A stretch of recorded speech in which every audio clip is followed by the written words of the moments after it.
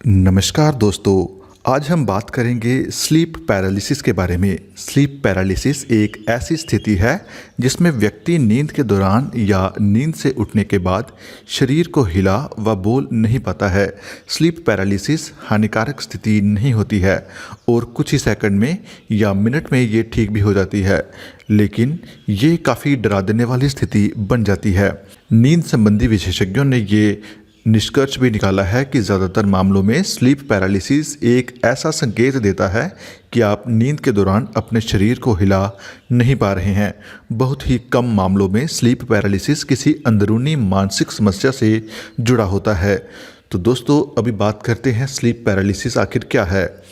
लेकिन उससे पहले वीडियो को लाइक ज़रूर करें और अगर आपने सब्सक्राइब नहीं किया है तो हमारे चैनल को सब्सक्राइब कर लें, क्योंकि हम ऐसे ही महत्वपूर्ण वीडियो आपके लिए हमेशा लाते रहेंगे। दोस्तों, इस स्थिति में व्यक्ति को लगता है कि वह नींद से जाग गया है, लेकिन वह शरीर को हिला नहीं पाता है और ना ही बोल पाता है। ये अक्सर व्यक्ति के सोने से जागने के बीच के स्टेज में होता है। इस विशेष अवधि के दौरान व्यक्ति कुछ सेकंड के लिए या कुछ मिनट के लिए बोलने व शरीर को हिलाने में असमर्थ हो जाता है। कुछ लोगों को इस अवधि के दौरान एक डरावना दबाव या दम घुटने जैसा महसूस होता है। स्लीप पैरालिसिस अन्य नींद संबंधी रोगों जैसे नार्कोलेप्सी से संबंधित भी हो सकता है। स्लीप पैरालिसिस के लक्षण: नींद या नींद से जागने के दौरान और होश में होने के बावजूद भी कुछ समय के लिए शरीर को हिला ना पाना व बोल ना पाना स्लीप पैरालिसिस का सबसे मुख्य लक्षण होता है।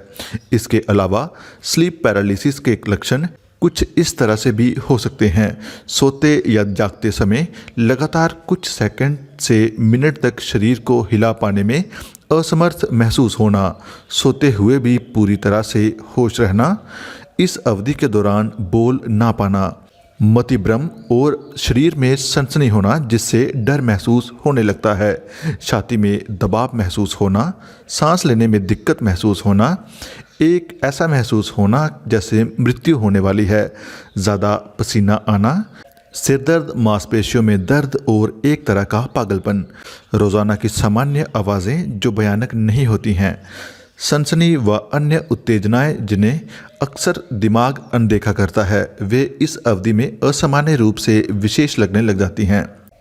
अब बात आती है कि डॉक्टर को कब दिखाना चाहिए। ज़्यादातर मामलों में स्लीप पैरालिसिस सिर्फ एक ही बार होता है और फिर दोबारा नहीं होता।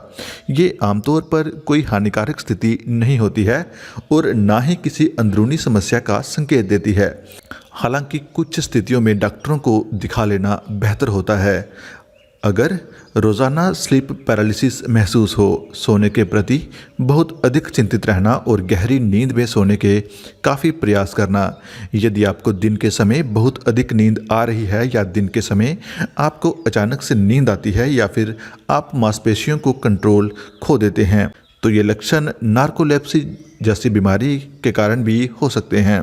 दोस्तों, अब बात करते हैं कि स्लीप पैरालिसिस क्यों होता है। नींद के दौरान शरीर शांत हो जाता है और स्वैच्छिक मांसपेशियां हिलना डुलना बंद कर देती हैं।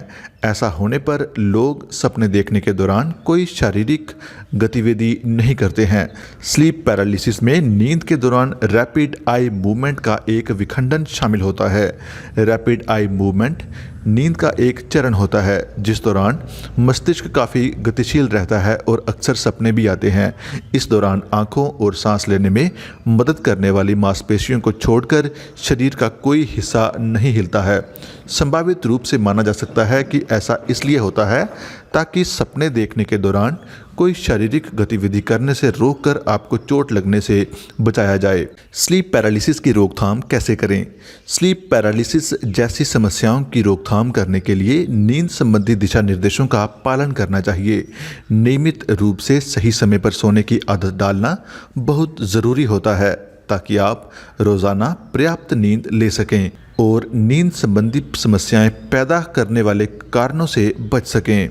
स्लीप पैरालिसिस का परीक्षण कैसे किया जाता है। आमतौर पर स्लीप पैरालिसिस के लिए कोई मेडिकल परीक्षण नहीं किया जाता, लेकिन अगर इसके लक्षणों से किसी प्रकार की परेशानी या चिंता हो रही है तो डॉक्टर को दिखा लेना ही बेहतर होता है।